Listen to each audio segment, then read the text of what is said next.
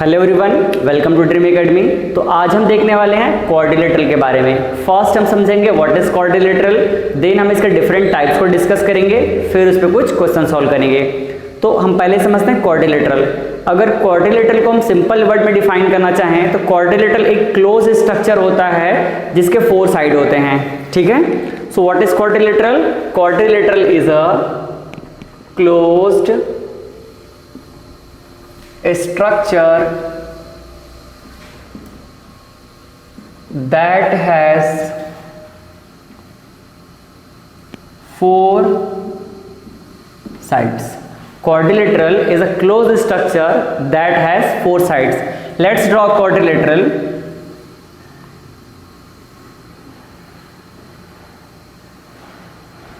This is quadrilateral because it has 4 sides. 1, 2, 3 and 4. It has 4 sides and these are corners. These are corners of this quadrilateral. So there is 4 corners. Let's name it corner A. This is corner B. This is corner C. This is corner D. आप चाहो तो कुछ अलग तरीके से भी naming कर सकते हो। तो ये AB इसके साइड को रिप्रेजेंट करेगा। AB जो लाइन सेगमेंट है ये इस क्वाड्रिलेटरल के साइड को रिप्रेजेंट करेगा। सिमिलरली BC भी साइड को रिप्रेजेंट करेगा, CD भी साइड को रिप्रेजेंट करेगा और D से AB साइड को रिप्रेजेंट करेगा। और जो T पॉइंट है ABCD ये इसके कॉर्नर को रिप्रेजेंट करेगा। ठीक है, अब अगर हम चाहें तो इस क्वाड्रिलेटरल के साइड्स को लेंथ और विड्थ के टर्म्स में डिफाइन कर सकते हैं। तो AB और DC ये एक हॉरिजॉन्टल साइड है। अगर मैं इस हॉरिजॉन्टल साइड को लेंथ से रिप्रेजेंट कर दूं और इस लेंथ को हम L से डिफाइन कर सकते हैं। सो DC इज लेंथ और अगर DC लेंथ है तो इसके पैरेलल AB जो कि हॉरिजॉन्टल साइड है ये भी क्या होगा? लेंथ होगा और L से डिनोट करेंगे।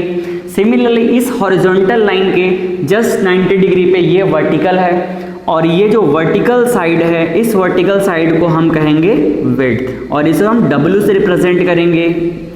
अगर AD विड्थ को रिप्रेजेंट कर रहा है तो सिमिलरली ये BC भी पैरेलल है, ये भी किसको रिप्रेजेंट करेगा? विड्थ को, जिसे हम W से डिनोट करेंगे। क्लियर है? तो इस तरह से इनके ऑल 4 साइड को हम लेंथ और विड्थ में कैटेगराइज कर सकते हैं। तो इससे ये समझ आया कि इस क्वाड्रिलेटरल में कितने लेंथ होंगे। ये DC लेंथ होगा और AB लेंथ होगा, मतलब 2 लेंथ होंगे और विड्थ कितने होंगे? ये 2 विड्थ होंगे। क्लियर है? अब एक छोटा सा नया चीज, अगर हम इनके अपोजिट कॉर्नर्स को ज्वाइन कर दें तो क्या होगा? Let's see. ये पहला अपोजिट कॉर्नर A और C, AC दोनों अपोजिट कॉर्नर है। मैं इनको ज्वाइन कर देता हूं। ये मैंने AC को ज्वाइन किया। AC को ज्वाइन करने से हमको एक लाइन सेगमेंट मिला, A से C एक लाइन सेगमेंट मिला and this line segment is known as diagonal of quadrilateral. Diagonal जिसे हम D से रिप्रेजेंट करेंगे। सिमिलरली एक और अपोजिट कॉर्नर है यहाँ पे D से B। अगर मैं इसको भी ज्वाइन कर दूं, थोड़ा अच्छे से ज्वाइन कर लेते हैं। देखो यहाँ पे ये D से B, ये भी एक अपोजिट कॉर्नर ज्वाइन हुआ है और ये D से B एक लाइन सेगमेंट को रिप्रेजेंट कर रहा है and this line segment is also known as diagonal. Clear है? तो किसी भी क्वाड्रिलेटरल में या किसी भी स्ट्रक्चर में जब हम अपोजिट कॉर्नर को ज्वाइन करते हैं तो जो लाइन सेगमेंट मिलता है उसे हम क्या कहते हैं? डायगोनल कहते हैं। तो यहाँ पर कितने डायगोनल है? एक तो AC डायगोनल है और दूसरा B से D डायगोनल है। तो ये दोनों के दोनों ही किसको रिप्रेजेंट करेगा? डायगोनल को। ठीक है, ये डायगोनल क्यों इंपॉर्टेंट है? क्योंकि आगे हमको बहुत सारे क्वेश्चन इसके बेस पे सॉल्व करने हैं। तो अगर हम बात करें एक क्वाड्रिलेटरल में कितने मैक्सिमम डायगोनल हो सकते हैं, तो 2 मैक्सिमम डायगोनल हो सकते हैं, जो कि यहाँ पर हमने शो कर लिया है। ठीक है, तो हमने समझा लेंथ के बारे में, विड्थ के बारे में, डायगोनल के बारे में। इतनी बेसिक चीजें हमको क्वाड्रिलेटरल में आनी चाहिए। कभी कभी हमको इनके जो कंसेक्यूटिव एंगल है, मतलब किसी भी 2 कंटिन्यूअस साइड के बीच का एंगल, ये भी जानना पड़ेगा, जो कि हम लोग अलग अलग टाइप में आगे देखेंगे। एंगल मीन्स इस तरह से, ये पहला साइड, ये दूसरा साइड, इन साइड के बीच में एंगल क्या फॉर्म हो रहा है ये हमको जानना पड़ेगा। तो सिमिलरली यहाँ पर हर कंसेक्यूटिव साइड के बीच में हम एंगल देख सकते हैं, जो कि हमारे आगे का पार्ट रहेगा। अब देखो क्वेश्चन के पॉइंट ऑफ व्यू से कुछ मेजरमेंट हमको करने होते हैं, तो वो मेजरमेंट क्या क्या है जो हमको क्वाड्रिलेटरल के क्वेश्चन में हेल्प करेंगे। तो फर्स्ट मेजरमेंट हमको करना पड़ेगा measurement on the basis of quadrilateral. तो फर्स्ट जो मेजरमेंट होगा वो होगा एरिया।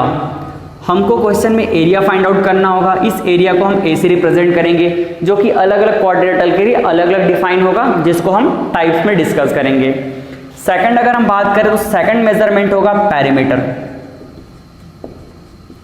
पेरीमीटर को हम पी से डिनोट करेंगे।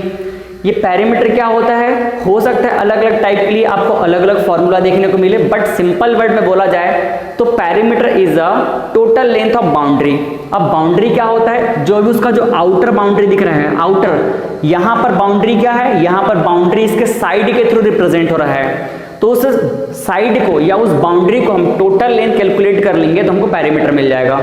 जैसे यहां पे अगर हमको कैलकुलेट करना हो तो हम क्या करेंगे, इसका बाउंड्री क्या है, बाउंड्री है ए से बी, बी से सी, सी से डी और डी से ए, यही इसका बाउंड्री है। उस बाउंड्री को ऐड कर दो, मतलब सिंपल टर्म में बोला जाए तो उसके साइड्स को ऐड कर दो। तो साइड को ऐड करेंगे तो ए से बी प्लस बी से सी प्लस सी से डी प्लस डी से ए, इन सभी लेंथ को जब हम ऐड कर देंगे तो हमको क्या मिल जाएगा, पेरीमीटर मिल जाएगा। क्लियर है। तो आपको कोई फॉर्मूला मेमोराइज करने की नीड नहीं है, आपको सिंपली पता होना चाहिए कि पेरीमीटर का मतलब क्या होता है, उसके बाउंड्री का सम, और बाउंड्री को रिप्रेजेंट कर रहा है यहाँ पे कौन, साइड, तो साइड को हम क्या कर देंगे, ऐड कर देंगे इस तरह से। चलिए थर्ड चीज जो हमको फाइंड आउट करनी होगी वो है डायगोनल लेंथ।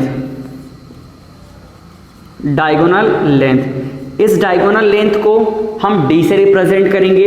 हो सकता है किसी टाइप में ये डायगोनल का लेंथ अलग अलग हो, अनइक्वल हो, तो वहां पर हम लोग d1 और d2 से रिप्रेजेंट कर लेंगे, और अगर इक्वल है तो d से ही रिप्रेजेंट कर लेंगे। तो यहाँ पर डायगोनल क्या क्या है, यहाँ पे डायगोनल है, फर्स्ट है AC और सेकंड क्या है, B से D। तो ये डायगोनल का लेंथ हमको कैलकुलेट करना होगा, जो कि हम अलग अलग टाइप्स में कैलकुलेट करेंगे। चलिए अब हम देखते हैं इसके डिफरेंट टाइप्स क्या क्या होते हैं, तो डिफरेंट टाइप को भी स्टडी करते हैं। आप तब तक की नोट कर लीजिए इसको।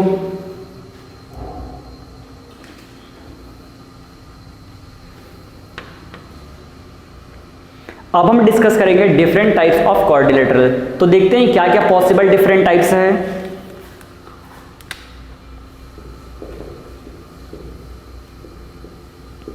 Different types of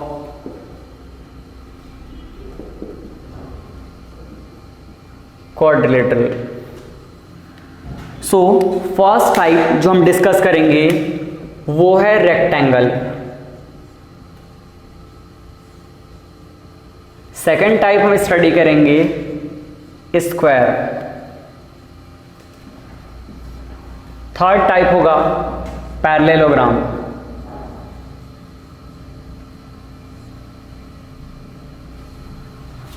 fourth type पर डिस्कस करेंगे हम रोम्बस। फिफ्थ टाइप होगा kite shape and sixth type होगा ट्रेपेजियम। तो इतने टाइप के क्वाड्रिलेटरल का हम स्टडी करेंगे और हर क्वाड्रिलेटरल पे क्वेश्चन सॉल्व करेंगे। तो चलिए स्टार्ट करते हैं फर्स्ट रेक्टेंगल से। तो बाकी को मैं अभी इरेज कर देता हूं।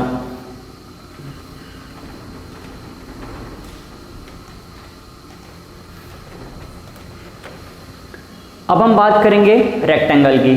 तो रेक्टेंगल क्या है, first we draw a rectangle then talk about some properties.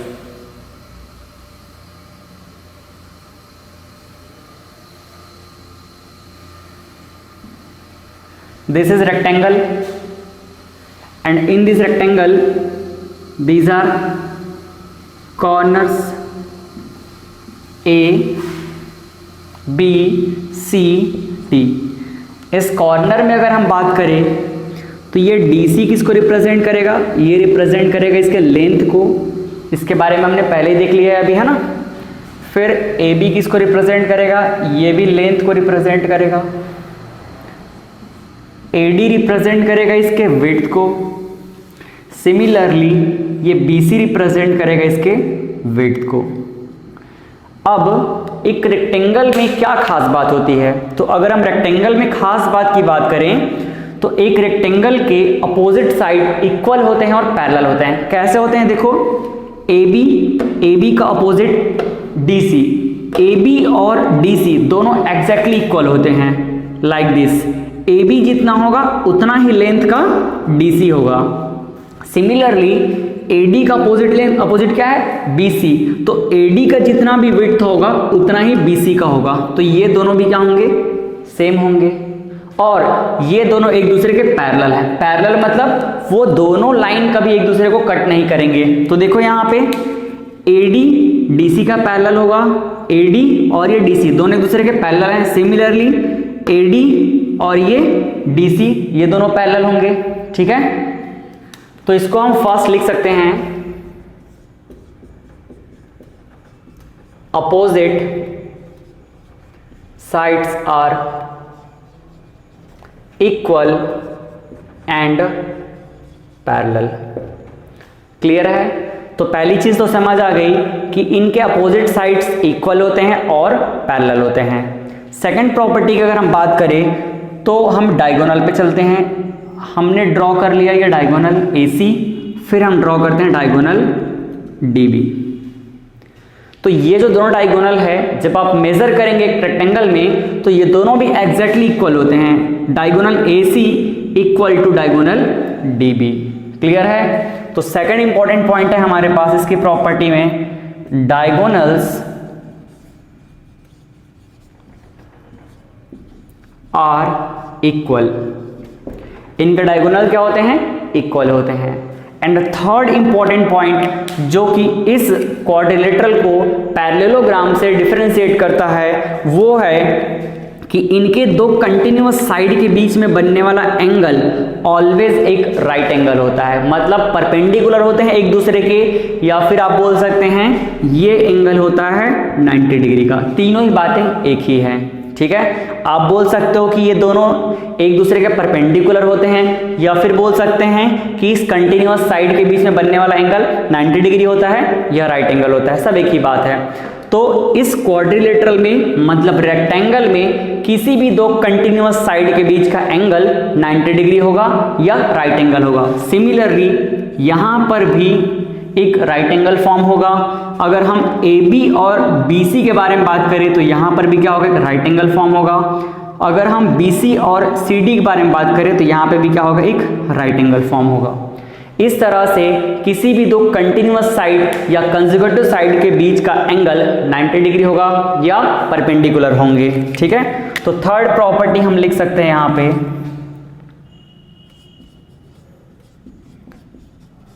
consecutive sides are perpendicular।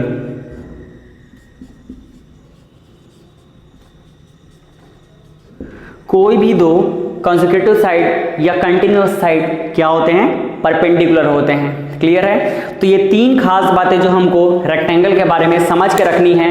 पहला चीज ये है कि अपोजिट साइड्स एक दूसरे के इक्वल होते हैं, इसका मतलब लेंथ हमेशा इक्वल होगा। दोनों ही लेंथ क्या होंगे, इक्वल होंगे। विड्थ क्या होंगे, इक्वल होंगे।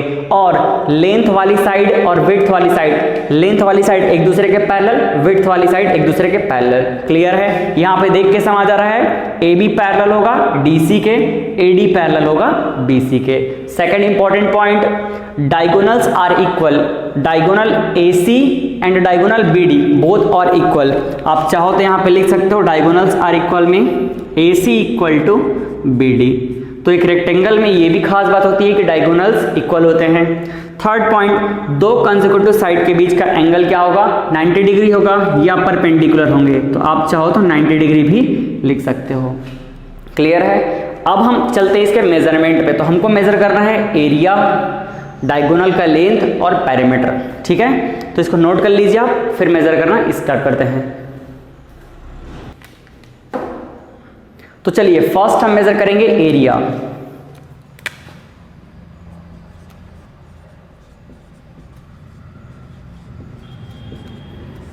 सो how we can measure area? Area which is denoted by A। जब हम एक रेक्टेंगल में लेंथ और विड्थ को मल्टीप्लाई करते हैं तो वो उसके एरिया को रिप्रेजेंट करता है। So area is nothing, it is a multiplication of length and width. आप चाहो तो एरिया को ए से रिप्रेजेंट कर सकते हो, लेंथ को एल से रिप्रेजेंट कर सकते हो और विड्थ को डब्ल्यू से रिप्रेजेंट कर सकते हो। इस तरह से length and width represent area of rectangle. Clear है? तो एरिया क्या होगा? Simply length into width. Second point पे हम चलते हैं। सेकंड हमको फाइंड करना है पेरीमीटर, जिसे हम P से रिप्रेजेंट करेंगे। तो पेरीमीटर के बारे में मैंने पहले ही बताया है, क्या होता है? ये बाउंड्री का टोटल लेंथ होता है। तो इसे हम कैसे कैलकुलेट कर सकते हैं? इसे कैलकुलेट करने के लिए हम P इक्वल टू इनके जितने भी साइड्स हैं उसको ऐड कर देते हैं। P equals to AB plus BC plus CD plus DA। ये हमने सबको ऐड कर दिया। अब देखो, हर एक साइड या तो लेंथ या विड्थ किसी न किसी को रिप्रेजेंट कर रहा है। तो यहाँ पे P equals to perimeter equals to क्या हो जाएगा? AB किसको रिप्रेजेंट कर रहा है? लेंथ L को। BC किसको रिप्रेजेंट कर रहा है? विड्थ W को। DC किसको रिप्रेजेंट कर रहा है? अगेन लेंथ L को। फिर DA किसको रिप्रेजेंट कर रहा है? विड्थ को। अब देखो यहाँ पे L प्लस L कितना हो जाएगा? ये 2L। W प्लस W कितना हो जाएगा? 2W। यहाँ से मैं क्या लिख सकता हूँ? यहाँ से देखो 2L 2W, दोनों में से 2 कॉमन निकाल लूँ तो ये हो जाएगा L प्लस W। अब आपने ये फॉर्मूला कई बार देखा होगा, 2 लेंथ प्लस विड्थ। इसको आप चाहो तो कंप्लीटेड डिटेल फॉर्म में भी लिख सकते हो, 2 length plus width is equals to what? Is equals to perimeter. ठीक है? तो आपको ये मेमोराइज करने की नीड नहीं है, आपको पता होना चाहिए कि हमको बस ऑल साइड को ऐड कर देना है। ऑल साइड्स को ऐड करने के बाद हमारा पेरीमीटर मिल जाएगा। ठीक है? तो हमको यहाँ पर मेमोराइज क्या करना है? पहला एरिया जो कि लेंथ और विड्थ का मल्टीप्लिकेशन है। दूसरा पेरीमीटर, पेरीमीटर के लिए हमको सभी साइड्स को ऐड कर देनी है, चाहे कोई भी स्ट्रक्चर हो, रेक्टेंगल हो या फिर स्क्वायर हो या फिर अदर भी स्ट्रक्चर हो, ट्रायंगल हो, हेक्सागन हो, पेंटागन हो, सभी में क्या करना है? सेम चीजें। पेरीमीटर के लिए क्या करना है? आपको सभी साइड को ऐड कर देनी है। अब हम चलते हैं अगले पॉइंट की तरफ जो कि वेरी इंपॉर्टेंट है। हम डायगोनल के लेंथ को मेजर करेंगे। तो इसको फिर नोट कर लीजिए, फिर मैं रफ कर रहा हूं।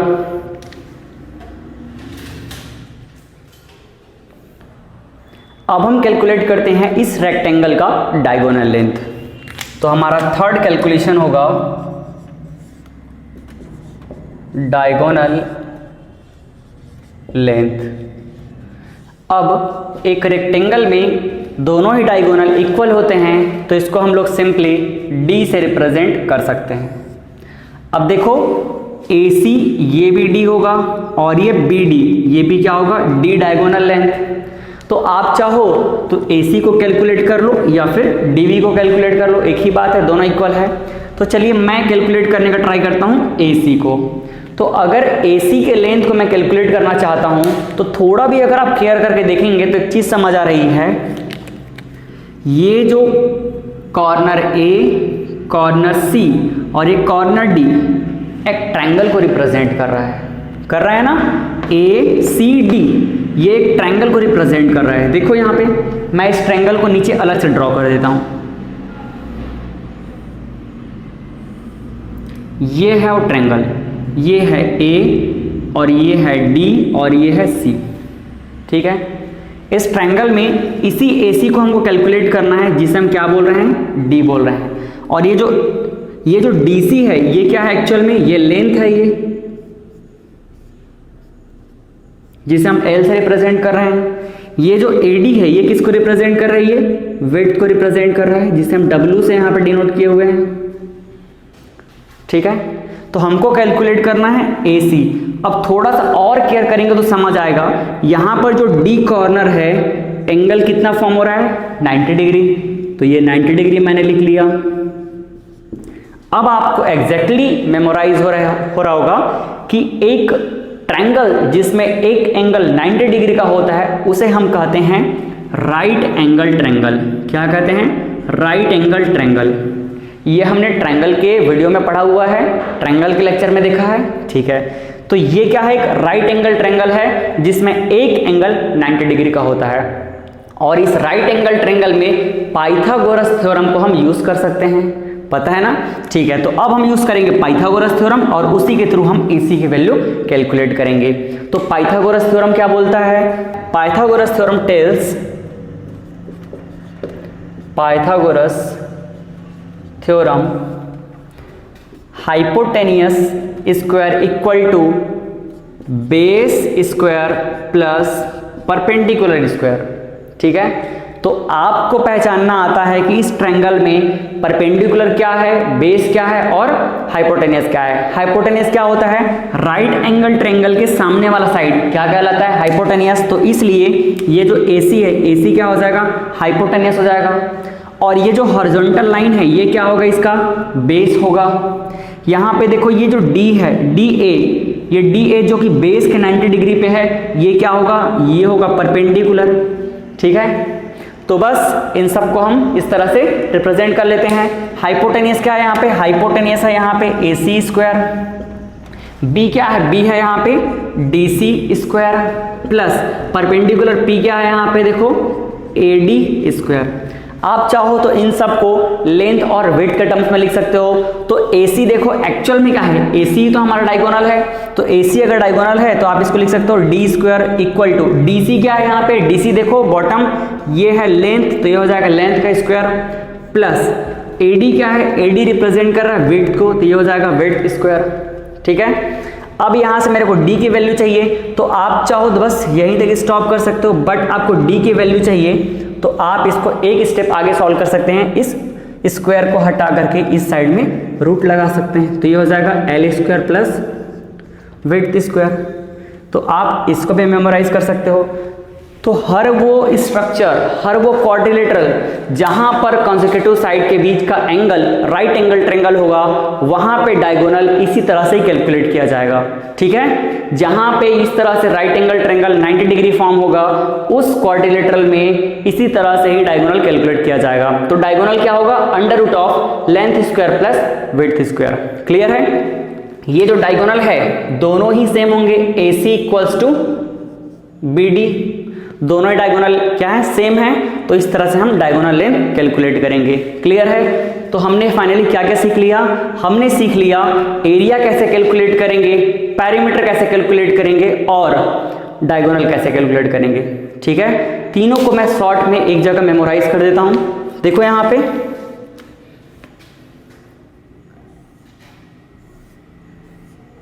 पे समझिएगा, मैं तीनों को मैं इस बॉक्स में पैक कर देता हूं।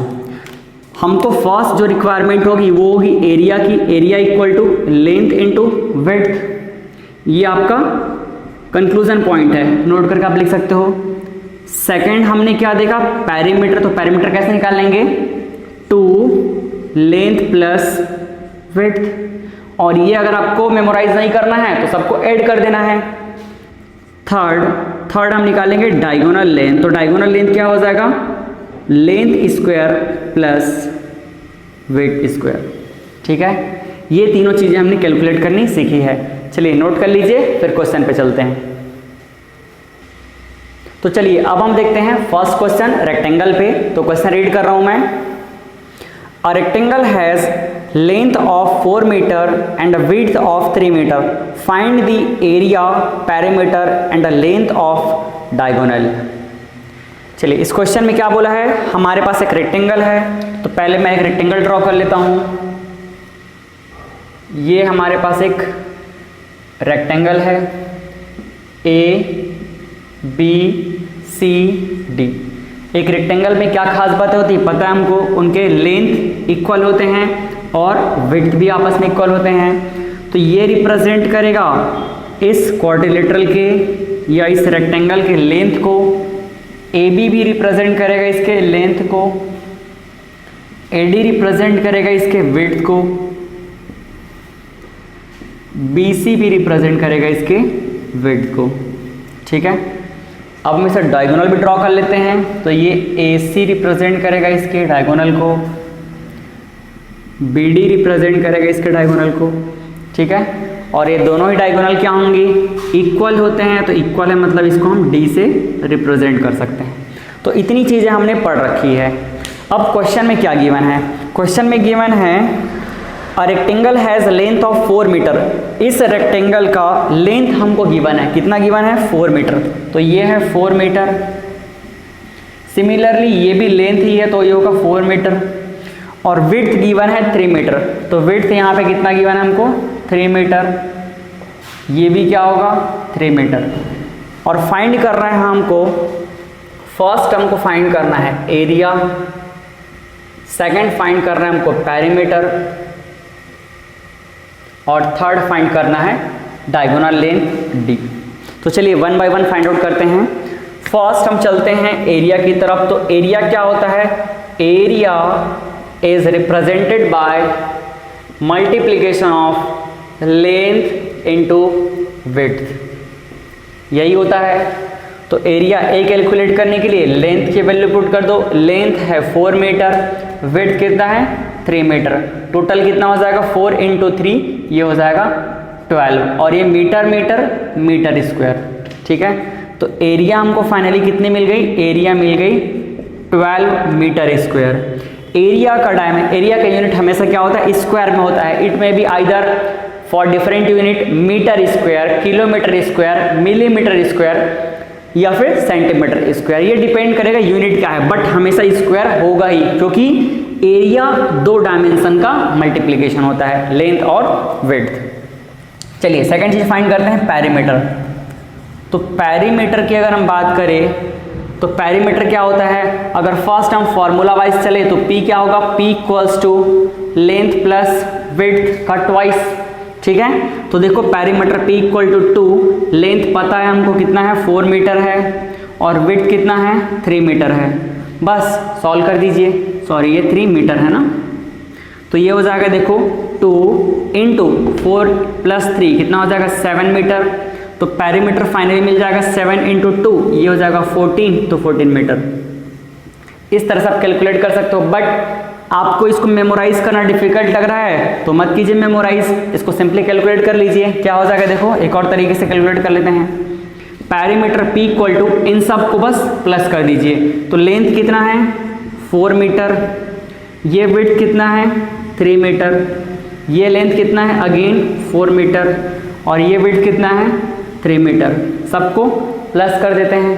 प्लस कर देने पर क्या हो जाएगा 4 + 3 7, 7 + 4 11, 11 + 3 14। तो P इक्वल्स क्या आ गया 14 मीटर। इस तरह से आप क्या निकाल सकते हैं, इस तरह से आप पेरीमीटर कैलकुलेट कर सकते हैं, ठीक है। अब हम चलते हैं थर्ड डायगोनल लेंथ की तरफ। तो इसको नोट कर लीजिए, फिर मैं इसको इरेज कर दे रहा हूं। अब थर्ड हम कैलकुलेट करेंगे लेंथ ऑफ डायगोनल। तो थर्ड क्या है, length of diagonal that is represented by D. तो डी क्या होता है, डायरेक्टली फॉर्मूला अप्लाई कर लीजिए। रेक्टेंगल में क्या होता है, यहाँ पर एक 90 डिग्री का एंगल फॉर्म होता है, मतलब डी इक्वल टू हो जाएगा length square plus width square. Simply value put कर देते हैं, डी इक्वल्स टू लेंथ की वैल्यू कितनी है 4 मीटर। तो आप यूनिट सब मीटर में है तो सिर्फ मैग्नीट्यूड पुट कर दीजिए, ये हो जाएगा 4 स्क्वायर प्लस W क्या है 3 मीटर, तो ये हो जाएगा 3 स्क्वायर।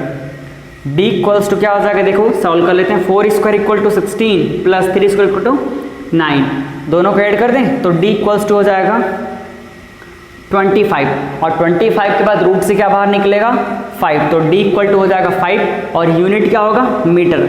तो डायगोनल लेंथ क्या मिल गया 5 मीटर। ये 5 मीटर AC का भी लेंथ होगा और BD का भी लेंथ होगा, दोनों ही डायगोनल का लेंथ क्या होगा 5 मीटर।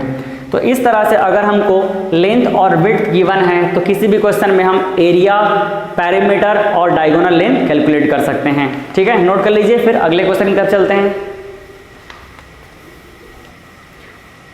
चलिए अब हम चलते हैं नेक्स्ट क्वेश्चन की तरफ। क्वेश्चन नंबर 2 रीड कर रहा हूं मैं। A rectangle has 3 meter width and 5 meter length. Find the area, perimeter and diagonal length of rectangle. देखिए पहले से मैंने एक रेक्टेंगल ड्रॉ किया हुआ है, अब इसमें जो जो गिवन है उस वैल्यू को मैच कर लेते हैं। A rectangle has 3 meter width. width क्या है AD और BC, तो ये कितना गिवन है, width गिवन है हमको यहाँ पे 3 मीटर, तो ये है 3 मीटर width। ये 3 मीटर विड्थ गिवन है, ठीक है। फिर क्या गिवन है, 5 मीटर लेंथ गिवन है हमको 5 मीटर, तो ये है 5 metre. Find the area perimeter and diagonal, और हमको कैलकुलेट क्या करना है, हमको कैलकुलेट करना है फर्स्ट एरिया, सेकंड हमको कैलकुलेट करना है पेरीमीटर, और थर्ड कैलकुलेट करना है डायगोनल। चलिए 1 बाय 1 सबको कैलकुलेट कर लेते हैं। फर्स्ट अगर हम एरिया कैलकुलेट करना चाहें तो एरिया क्या होगा, area equals to length into width, ये हमको पता है, बस वैल्यू पुट कर देते हैं। लेंथ कितनी है, 5 मीटर है, और विड्थ कितनी है, 3 मीटर है, ठीक है, मीटर में। तो कितना हो जाएगा total, area equals to 5 into 3 15 metre square, ये हमको एरिया मिल गया, ठीक है।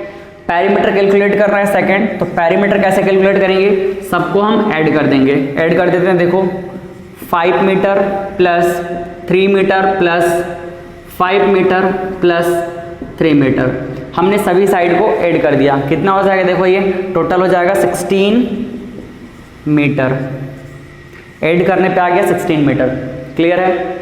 थर्ड हमको कैलकुलेट करना है डायगोनल लेंथ, तो डायगोनल लेंथ अगर कोई भी स्ट्रक्चर क्वाड्रिलेटरल जिसमें डायगोनल यहाँ पर 90 डिग्री पे कट हो रहा हो, वहाँ पर क्या बनता है इसका formula, diagonal length D equals to length square plus width square, ये भी हमने देखा हुआ है।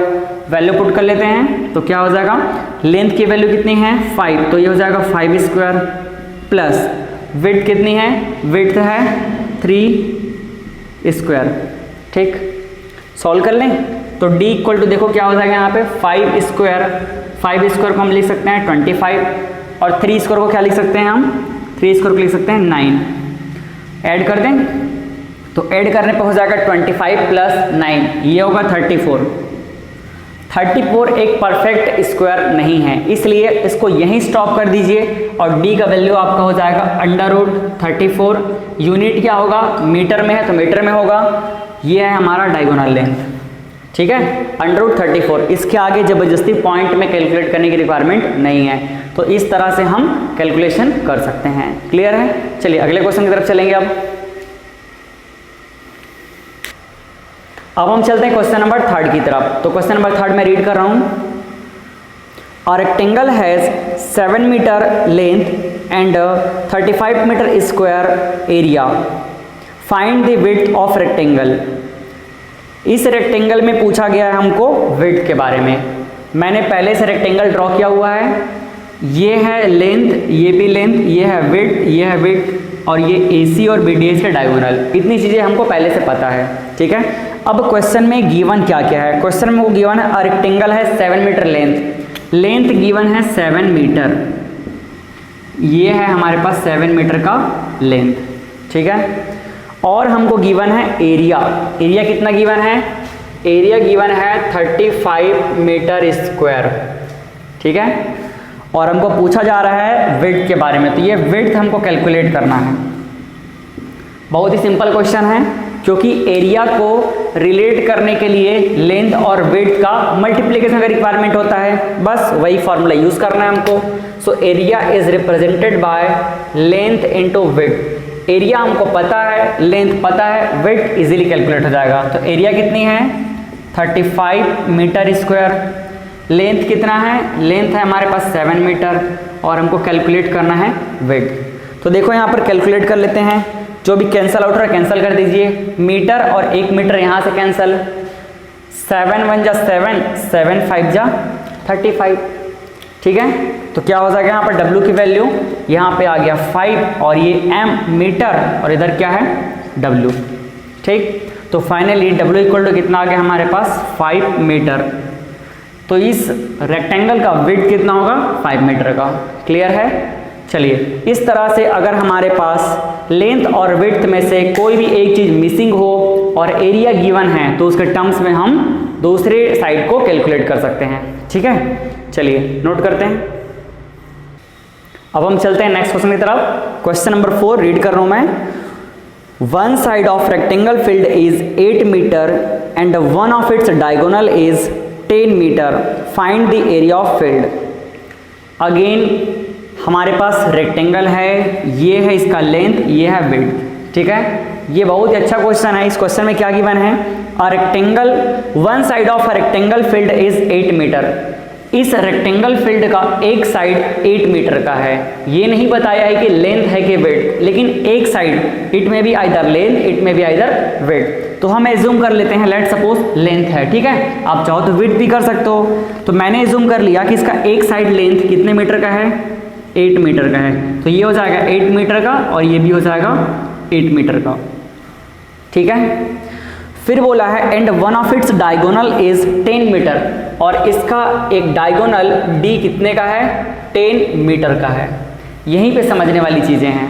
अगर डायगोनल, एक डायगोनल का लेंथ अगर 10 मीटर बोला है तो एकदम ऑब्वियस सी बात है, दोनों ही डायगोनल का वैल्यू क्या होगा, 10 मीटर, क्योंकि रेक्टेंगल में दोनों डायगोनल क्या होते हैं, सेम होते हैं। तो यही वैल्यू किसका है, यही वैल्यू है AC का और यही वैल्यू है BD का, दोनों ही डायगोनल का, AC बोलो या BD, दोनों का लेंथ कितना है, 10 मीटर दिया है।